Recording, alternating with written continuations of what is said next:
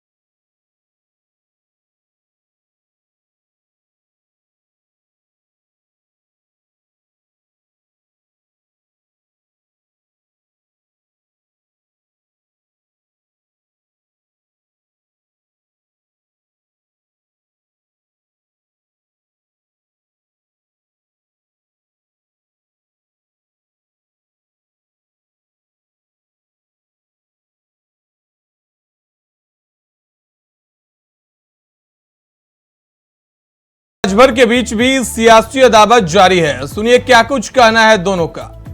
हम बार बार कह रहे हैं कि दिल्ली का रास्ता यूपी से होके जाता है।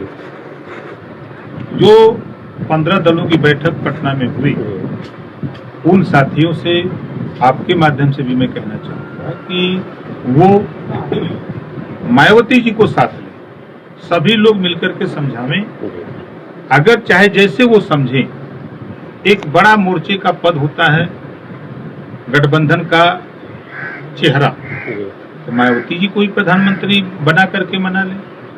ये काम हो गया।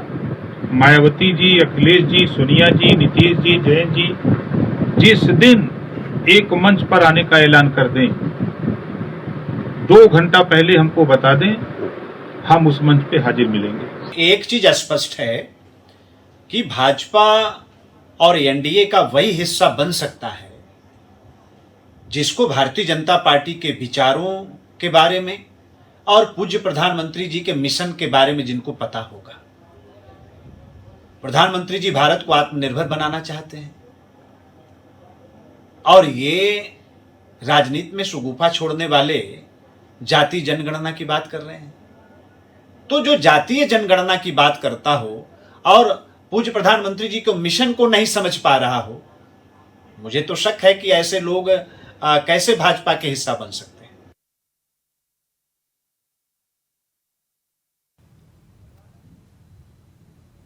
तो ओपी राजभर का यह बयान अपने आप में सियासी संदेश दे रहा है कि आखिर राजभर का यूसीसी का समर्थन करना और मायावती, अखिलेश यादव और राहुल गांधी से अपील करना कि आप लोग भी इसका समर्थन करिए, इसके मायने क्या है। दरअसल आपको बता दें कि पूरे भारत में यूसीसी को लेकर सियासी घमासान मचा हुआ। एक तरफ जहां विपक्ष इसका विरोध करने में जुटा है, तो विपक्ष के अंदर भी इसके साथ फूट देखने को मिल रही है। जहां आम आदमी पार्टी ने सबसे पहले इसको लेकर बयान दिया कि सैद्धांतिक रूप से हम समर्थन करते हैं, तो वहीं दूसरी तरफ जेडीयू ने भी इसका समर्थन कर दिया। आपको बता दें जेडीयू और आम आदमी पार्टी पटना में हुए विपक्षी दल में शामिल थे। साथ ही उद्धव गुट के शिवसेना यानी उद्धव ठाकरे ने भी इसका समर्थन कर दिया है। इसके बाद विपक्षी एकता को लेकर बीजेपी की तरफ से तमाम तरह की प्रतिक्रियाएं सामने आ रही है। बीजेपी का कहना है कि महज विपक्षी एकता एक फोटो सेशन मात्र का रह गया, सिर्फ वो एक राजनीति एजेंडे के तहत है। वहीं आपको बता दें कि जहां यूसीसी को लेकर तमाम पार्टियां अलग अलग तरह के राय रख रही है, वहीं इस बीच ओपी राजभर का बयान अपने आप में एक सियासी संदेश देने की कोशिश है कि क्या राजभर फिर से एनडीए में जाने की पहल कर रहे हैं। क्या राजभर अखिलेश यादव और मायावती से निवेदन कर रहे हैं कि आप भी यूसीसी का समर्थन करिए। यूपी में इसके क्या मायने होंगे, आज इसी पर हम करेंगे सियासी चर्चा।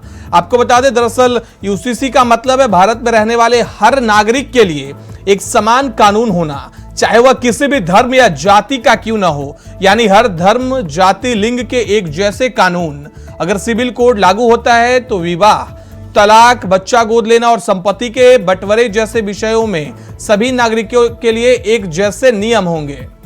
तो आज इसी पर करेंगे चर्चा के लिए हमारे साथ बीजेपी से प्रदीप भटनागर जी जुड़ गए हैं, योगेश मिश्रा समाजवादी पार्टी से जुड़ गए हैं, भार्गव जुड़ गए हैं, दयाराम भार्गव जी सुभाषपा से जुड़ गए हैं। आप तीनों का बहुत बहुत स्वागत है इंडिया वॉइस पर। सबसे पहले मैं दयाराम भार्गव जी आप ही के पास आना चाहूंगा, आखिर आपका स्टैंड क्या है। ओपी राजभर जी ने कहा है कि यूसीसी का समर्थन करेंगे। नहीं, बिल्कुल देखिए दिनकर भाई जी, ये बात सही है कि हमारा जो संविधान से चलेगा, संविधान के जो बायलाज है उसके हिसाब से सबको चलना चाहिए जी। और जिस कानून के तहत सबको समान अधिकार मिले वो कानून जरूर लागू हो, पूरे देश में लागू हो जी जिसमें सबको फायदा मिले, कोई उससे वंचित ना रहे जी। डॉक्टर भीमराव अंबेडकर के बनाए हुए संविधान, आप देखेंगे भारत का संविधान पूरे विश्व के संविधानों में सर्वोपरि है। इसका कारण है जब संविधान निर्माण हो रहा था तो आप देखेंगे गुलामी के बाद जब देश आजाद हुआ था तो सभी देशों के संविधानों को पढ़ा गया, समझा गया, उसके बाद सब में से कुछ कुछ निकाल करके भारत के संविधान को क्रियान्वयन किया गया, उसको लागू किया गया। तो उस संविधान के दायरे में अगर सबको सुख सुविधा मिलता है, सबको समान चीजें देने का काम करता है, तो वो कानून जरूर लागू होना चाहिए। उसको भारतीय समाज पार्टी जो है स्वागत किया है जी आनंद भाई जी। लेकिन दयाराम भार्गव जी, सिर्फ संविधान को देखते हुए आप लोगों ने यह समर्थन दिया है, इसमें सर पेच है। कभी सुभाषपा अध्यक्ष ओपी राजभर जी बीएसपी के करीब जाते दिखते हैं, कभी उनको लगता है कि एनडीए में शामिल होना चाहते हैं। क्या कोई सियासी मैसेज देने का काम है क्या?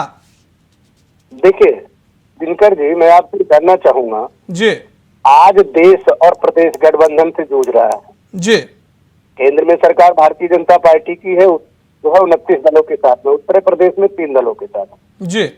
जिस तरह देश की अखंडता और देश की समृद्धता या गरीबों को न्याय कैसे मिले, शिक्षा, रोजगार, दवाई, शैक्षणिक आधार पर, आर्थिक आधार पर, सामाजिक न्याय समिति रिपोर्ट कैसे लागू हो, जातिवाद जनगणना कैसे हो, इन मुद्दों को लेकर जितने विपक्ष के नेता, सबका यही तो है विपक्ष के पार्टियों का जी। जातिवाद जनगणना कैसे लागू हो, सामाजिक न्याय समिति की रिपोर्ट कैसे लागू हो, या जो वंचित समाज है कितने दिनों में उनको हक अधिकार, राजनीतिक शैक्षणिक न्याय कैसे, सबका एक ही उद्देश्य है। अगर सबका एक उद्देश्य है और सब एक पटल पे आकर के, आदरणीय नेता ओम प्रकाश राजभर जी ने कहा है दिनकर जी कि अगर जिस दिन सपा, कांग्रेस, बसपा, आरएलडी और जो बिहार से है जितने लोग विपक्ष के इकट्ठा हुए हैं वो एक मंच पे आ जाए। 2 घंटे पहले आदरणीय नेताजी ने स्वयं कहा कि अगर मुझे बताया जाएगा सबसे पहले मैं उस मंच पे जाऊंगा, क्योंकि स्वयं भारतीय समाज पार्टी वंचित समाज की बात करती है, गांव गरीब किसान की बात करती है जी। ठीक है, ठीक है। प्रदीप भटनागर जी आपके पास मैं आना चाहूंगा, आपने सुना ओपी राजभर का बयान। उन्होंने कहा है कि UCC का समर्थन करते हैं और अखिलेश यादव और मायावती और राहुल गांधी से भी हम कहेंगे कि आप भी इसका समर्थन करिए। सर, क्या लगता है ओपी राजभर आपके नजदीक आना चाह रहे हैं? देखिए, अच्छी चीजों में दूर और पास की चीजें नहीं देखी जाती हैं, जी। नियत देखी जाती है कि आपकी नियत कितनी अच्छी है, आप देश के प्रति कितने वफादार हैं, आप देश का कितना भला चाहते हैं, देश को कौन सी पंक्ति में खड़ा करना चाहते हैं, देश को विकसित देशों में देखना चाहते हैं या पाकिस्तान की तरह देखना चाहिए। बड़ी चीजें हैं और राजनीतिक दलों को अच्छी चीजों में आगे आना चाहिए। आदरणीय राजभर जी ने अगर इतना बड़ी चीजें अगर रखी है या प्रपटल पे आके अपने कार्यकर्ताओं या टीवी के माध्यम से या चैनल के माध्यम से चीजें रखी हैं, तो दिखाते हैं कि जो देश के अंदर कुछ चीजें जो कानून मजबूत आने चाहिए उसका समर्थन एक इंसानियत के नाते देश हित में करना चाहिए। और राजभर जी को वो एक राजनीतिक पार्टी होने के नाते और खासतौर पर एक देश की पार्टी और देशभक्त होने के नाते जो काम करा है, इस काम को सब पार्टियों को छोटी हो या बड़ी हो सीखना चाहिए जी। ये वही बात है कि राजभर जी से तो कांग्रेस को भी सीखना चाहिए, क्योंकि जब कांग्रेस उत्तर प्रदेश में चुनाव लड़ने गई थी तो राजभर जी से भी समर्थन मांगने गई थी जी। तो राजभर जी नमस्ते कर दी थी। लेकिन प्रदीप जी, अगर देशभक्त होने के नाते अगर इन्होंने समर्थन किया तो सर जातिगत जनगणना के भी समर्थन कर रहे हैं राजभर जी, आप लोग इस पर क्या कहेंगे? आप छोटी सी बात बताइए, जब हम जिस कानून के लिए हम लाने के चक्कर में है, जब समान ने सब हम एक समान हो जाएंगे तो पिछड़ा और अगला क्या रह जाएगा जी। जब एक समान हो जाएंगे, पिछड़ा हो या अगड़ा हो, ब्राह्मण हो या ठाकुर हो, सब हम एक समान हो जाएंगे। वही आटे की रोटी हम खाते हैं जो विभिन्न लोग खाते हैं जी। तो ये चीजें दर्शाती हैं कि इस चीज के बाद ये चीजें बहुत कुछ दूर हो जाएंगी जी। किसी चीज को मुद्दा, राजनीतिक मुद्दा बनाने के लिए आप कुछ भी उठा सकते हो जी, लेकिन क्या उससे देश का भला हो जाएगा जी? अगर जनगणना से देश का भला हो जाता तो हर वर्ष जनगणना करा देनी चाहिए ना, चुनाव क्यों कराते हैं, जनगणना करा देनी चाहिए जी। मगर देश भलाई की ओर कहाँ जाएगा, उस आखिरी आदमी तक सुविधाएं, फायदा, जो चीजें आनी चाहिए गरीब के लिए पहुंचे, उस चीजों को फायदों के लिए आगे आना चाहिए, काम करना चाहिए। उद्देश्य सबसे बड़ा ये होना चाहिए। ठीक है प्रदीप जी, मैं योगेश मिश्रा जी के पास जा रहा हूं। सर, सुना आपने ओपी राजभर ने समर्थन देने का ऐलान किया, आप लोगों से भी सर उन्होंने कहा है कि आप भी इसका समर्थन करिए। किस तरीके से देखते हैं सर, क्या राजभर का एक और सियासी चाल है ये? आदरणीय दिनकर जी, आपने अभी एक शब्द आया था कि एक तीर से कई शिकार करने की कोशिश कर रहे हैं ओम प्रकाश राजभर। चुनाव के नजदीक आते अपने अपने मुद्दे, एक शब्द और आपने लाया कि चुनाव के नजदीक आते सभी दल अपने अपने मुद्दे लेके आते हैं जी। उसी का एक नतीजा UCC है। भारतीय जनता पार्टी जब उसको लगता है कि हम इस देश में किसी भी मुद्दे पे स्टैंड नहीं हो पाए हैं तो हम कौन सा शिगुफा लेके आए, तो एक राजनीतिक शिगुफा छोड़ा है उन्होंने। और इससे पहले कितने कानून ले लाए और कितने वापस लिए, इनके कोई कानून बिना सोचे समझिए आपको हवा में तीर चलाने का वो है क्या? हम तो कहते हैं कि देश ने, अभी हमारे दयाराम भार्गव जी ने कहा ना कि देश का जो संविधान है बाबा अम्बेडकर ने जो दिया, उसकी एक एक शब्द को हम सरसर समाहित करते हैं और हम कहते हैं कि समाजवादी पार्टी के लिए हमारा यूनिफॉर्म सिविल कोड हमारा संविधान ही है और जो नागरिक को अधिकार दिया आप उसको पहले कायदे से लागू करवाइए, एक एक अधिकार दीजिए। आप तो उनके हक अधिकार छीन रहे हैं ना लगातार, तो हम कैसे समर्थन करें जब आप जनता के हित में नहीं है, जनता के विरोध में खड़े हैं। भारतीय जनता पार्टी की यही नीति है कि शोषण करो, पिछड़े, शोषित, दलित, वंचितों का, अल्पसंख्यकों का, अकिलियत के लोगों का, तमेरा का शोषण करो, इनके उद्धार की बात मत करो।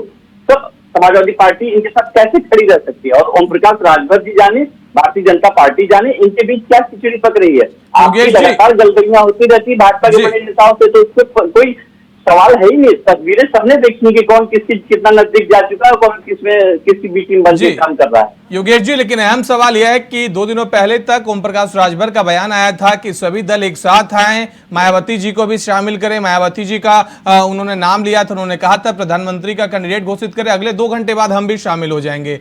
इसके बाद सीधे यूटर्न मारना, आपके तो वो पुराने सहयोगी रहे हैं, किस तरीके से देखते हैं उनके इस बयानों को? और आप लोगों को भी समर्थन देने के लिए कह रहे हैं, कुछ तो सोच रहे होंगे ना। दयानंद भार्गव जी ने भी अभी कहा कि संविधान को लेकर हित की रक्षा करने के लिए हम लोग समर्थन कर रहे हैं, तो आप लोग नहीं कर रहे हैं सर?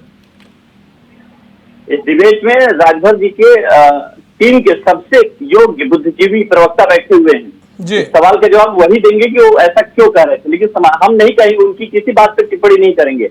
हम तो सिर्फ UCC की जहां बात हो रही है उस पर कहेंगे कि देश में विभिन्न प्रांत हैं, विभिन्न प्रांत में विभिन्न भाषाई और संस्कृति और विविधता में एकता का देश है भारत जी। और इसको छेड़खानी करने की कोई जरूरत नहीं है। आप जी। जो बिना सोचे समझे, जनता परेशान होगी ना, जनता के दुख से इनको क्या होता दुख? नोटबंदी लाए, जनता मर गई, इनको शर्म ठीक नहीं है। आई। किसान योगेश लाए, जी। 300 किसान मर गए, इनको शर्म नहीं जी। आई। आप योगेश जी, देश को जवाब ले लाते लेता हैं, हूं। लेकिन उसकी देश की चुनौतियों जी। को आगे नहीं देख सकते ना कि देश की क्या सवाल क्या चुनौतियां हैं पूछ आगे, रहे हैं, क्या देश किस बोल दिशा में रहे हैं? जाएगा। आप नहीं योगेश बोल जी, सकते। योगेश जी जवाब ले लेता हूं। योगेश जी, योगेश जी, भाई, ठीक है। आप देश में सामान्य कानून के अधिकार जी। को मानते हैं क्या? एक समान देश में आपने कानून दलितों को होना चाहिए? बहुत सुन लीजिए। अरे यार, अरे दलित भगवान विरोध की बात जी, कर लीजिए, पहले अरे हाँ ना आप- का जवाब दीजिए। ना मुझे मत बताइए, आप पहले बताइए कि आप समर्थन अरे करते हैं आपको नहीं? क्यों ना बताएं? क्या आपको देश जब सामान्य तैयार कानून होना है, चाहिए, नहीं होना चाहिए? ऊपर है, संविधान के ऊपर है। भारतवर्ष की धरती जहाँ शुरू होती है, सुन लीजिए, संविधान एक से बाहर है मिनट, क्या सुन लीजिए, भाजपा वाले? अरे सुन लीजिए, विरोध में खड़े हुई है, इतना भी विरोध में मत खड़े हुई है। सुनो, योगेश जी जवाब ले लीजिए। आप- योगेश जी, आपको मैंने बोलने का मौका दिया, जवाब ले लीजिए। प्रदीप जी को सुन लीजिए। प्रदीप जी जवाब दीजिए। इतना भी इस तरह से ना नीचे गिरिए कि आपके मुंह पे कुल्ला कर दे पानी भर के मुंह में।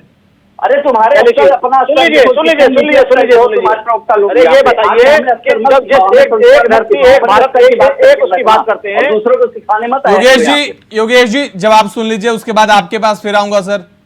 जवाब सुन लीजिए। इनके प्रवक्ता प्रदीप जी, जूता निकालते हैं, हैं। अश्लील भाषा का प्रयोग करते हैं आपके चैनल पे, तो इनका अरे असर भाई, बहुत तो बड़ा है। आप देश विरोधी क्यों नहीं खड़े होते? आप लोग अलग थलग क्यों भागते छोटी सी राजनीति करने के लिए? अरे देश विरोधी है, तुम्हारा तो अस्तित्व क्यों खत्म होता जा रहा है और बिना ऊपर सोचे देश विरोधी काम करते हो, आप- आतंकवादियों को जमानत देने की बात करते हो, आतंकवादियों का समर्थन करते हो, हैं, हिंदू मुस्लिम दंगे कराते हो, सब चीज को अगर प्रदीप जी, पीड़ा को पीड़ा को प्रदीप दूर जी, करना है। प्रदीप जी, मेरा सवाल सुन लीजिए सर।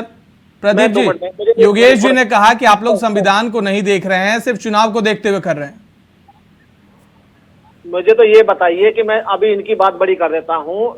आप जी। चलो चुनाव को देखते हुए अगर संविधान को भी देखा जा रहा है तो जी। काहे की बुराई है? 2024 में जिसकी भी सरकार आए, भाजपा की आए, समाजवादी पार्टी की केंद्र में सरकार आए, अखिलेश जी मुख्य प्रधानमंत्री बने, चाहे राजभर जी प्रधानमंत्री बने, कोई भी प्रधानमंत्री बने, जी।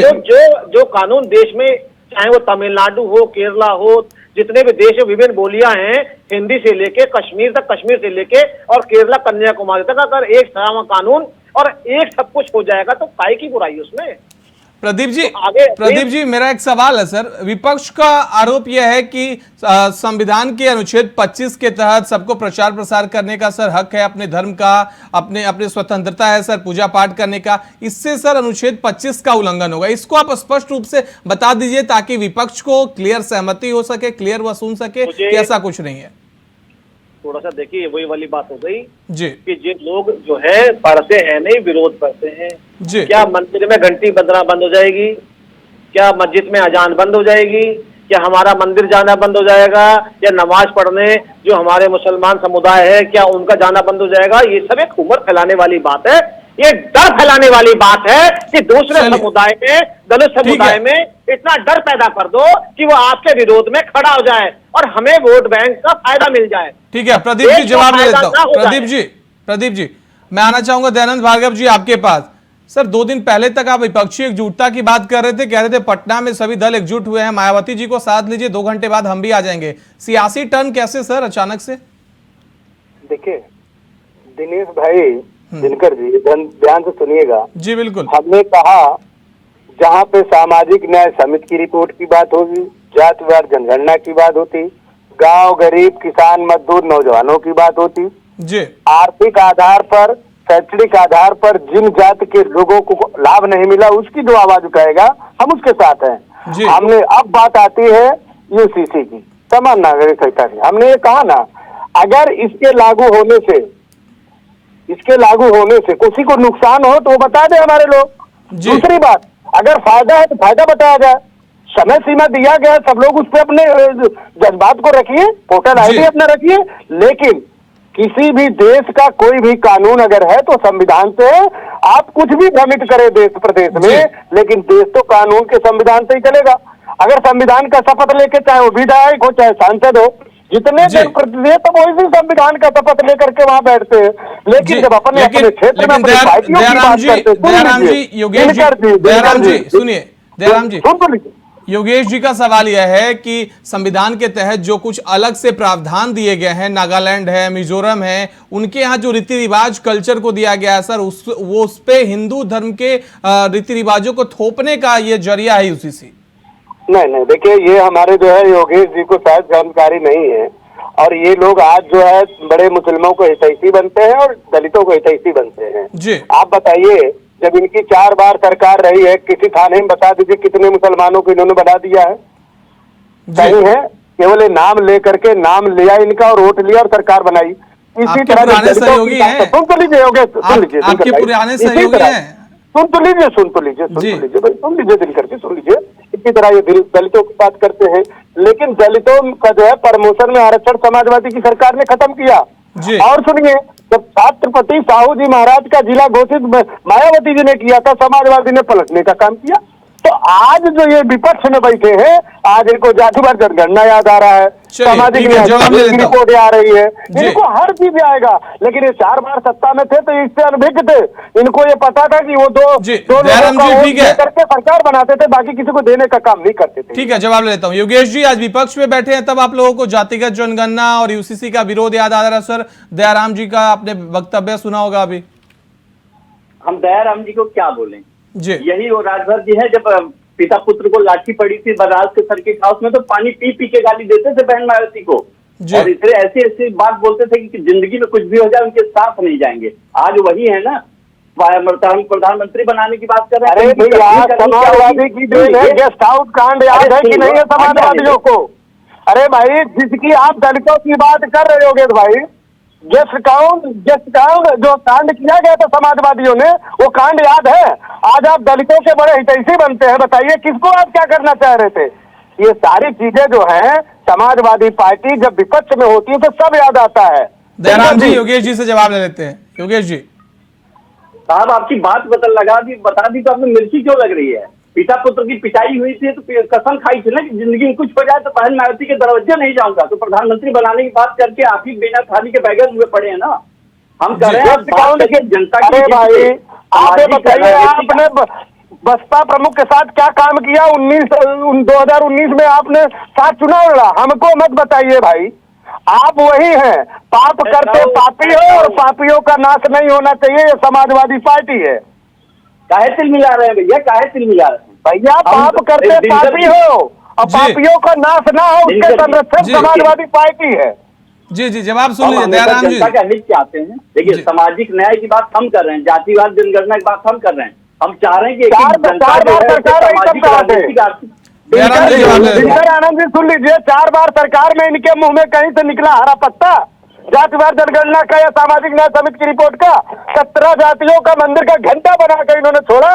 जो अनुसूचित जनजात में जाना था, इधर से उधर करते रहे। उनके बेटी बेटाओं को किसी भी सरकारी नौकरी में समाजवादी की सरकार में जाने नहीं दिया गया।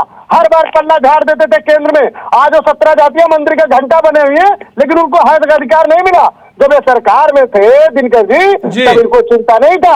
आज ये विपक्ष में तो सबकी चिंता कर रहे हैं। इन्हें वोट से मतलब है, इन्हें किसी भी अति पिछड़ा अति दलित के विकास से कोई लेना देना नहीं है, शिक्षा से कोई देना लेना नहीं है, नौकरी स्वास्थ्य से कोई लेना देना नहीं है, केवल गुंडई करना और उनको गुमराह करना। जी ठीक है, मैं प्रदीप जी के पास जा रहा हूँ। प्रदीप जी, योगेश जी, आप अपनी बातों को कंप्लीट करें पहले।